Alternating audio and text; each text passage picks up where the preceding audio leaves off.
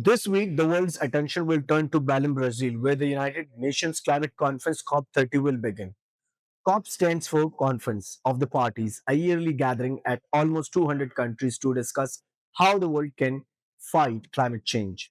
This year, summit is especially important because it's just about promises anymore. It is about real action. At COP30, global leaders are focusing on five goals. First, cutting greenhouse gases emission faster. Every country must now submit stronger national plans called indices, showing how they will reduce carbon pollution. Second, adapting to climate impacts. Many nations are already facing deadly floods, heat waves, and droughts. The world wants to move from planning to real solutions that protect lives and communities. Third, climate financing. Climate countries say they cannot act without money.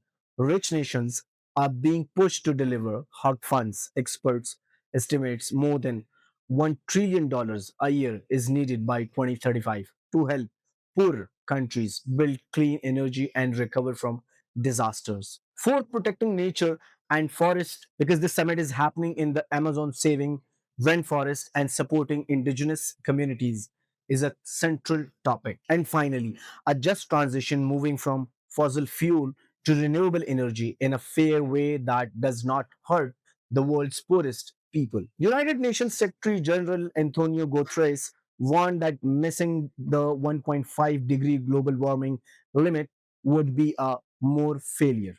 Brazil's president says and urge countries to create a roadmap to end deforestation and push out fossil fuel. Now, let's talk about Pakistan. Pakistan is one of countries almost affected by climate change, facing glacier melt, heat waves, and floods that destroy crops and homes. At COP30, Pakistan planned to ask for $60 billion every year international climate financing.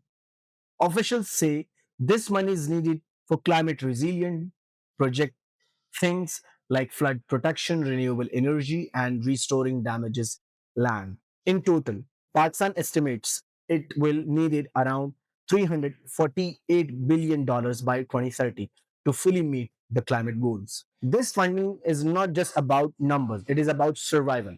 Without large scale support, Pakistan cannot protect its people, its economy, or its future.